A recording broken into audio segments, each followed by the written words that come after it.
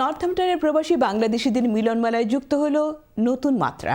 প্রতিবারের মতো এবারও প্রাণচাঞ্চল্যে ভরপুর ছিল নর্থহ্যাম্পটন বাংলাদেশ অ্যাসোসিয়েশনের এই আয়োজনে যুক্ত হয়েছে পুল টেবিল। এটিকে ঘিরে তৈরি হয়েছে উৎসব মুখর পরিবেশ। বিস্তারিত জানাচ্ছেন এহসানুল ইসলাম চৌধুরী শামীম। নর্থহ্যাম্পটনে প্রবাসী বাংলাদেশিদের প্রাণচাঞ্চল্যে ভরপুর এক মিলন মেলা প্রতি সপ্তাহে মঙ্গলবার বিকাল থেকে রাত পর্যন্ত নর্থহ্যাম্পটন বাংলাদেশি অ্যাসোসিয়েশনে বসে নানা বয়সী মানুষের জমজমাট আড্ডা ও খেলাধুলা। সব মিলিয়ে এটি যেন হয়ে উঠেছে প্রবাসীদের জন্য এক আনন্দঘন সামাজিক কেন্দ্র।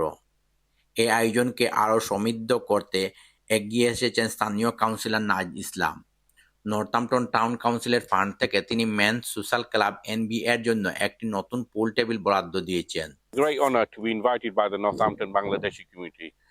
It's a great honor for me to give my funding from last year for a pool table that is due at the Tuesdays social club for men's, and it's a great honor to see so many Bangladeshi people come together. নতুন পুল টেবিলটির আনুষ্ঠানিক উদ্বোধন করেন Northampton town কাউন্সিলের deputy mayor councillor Michael Halam.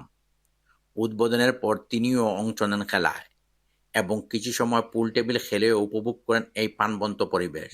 It's great to be here tonight, and it's great to recognise the contribution of Council of Islam via the Northampton Town Council. We've managed to get a small grant for a pool table, and it might seem like it's, you know, a pool table's only like a few £100, but actually the real value of that comes from you guys, from the community. Councillor Naz ইসলামের এই উদ্যোগে কমিউনিটির সদস্যরা প্রকাশ করেন আন্তরিক কৃতজ্ঞতা ও প্রশংসা। It's a good time for everyone to come here, socialize with other people, get elderly people as well. অনুষ্ঠানে বক্তব্য রাখেন নর্থহ্যাম্পটন টাউন কাউন্সিলের deputy mayor Michael Hallam, councillor Naz Islam, NB এর chairman Akik Mia, trustee M A Rauf, police officer Sufia Parvin, Mohammad Ali, Corby Muslim community chairman Yusuf Chowdhury, solicitor পিন Sadiq Chowdhury, solicitor Akhtar Hossain ও আব্দুল লতিফ সহ আরও অনেকেই। Ehsanul Islam Chowdhury Shamim, channel S news, Northampton.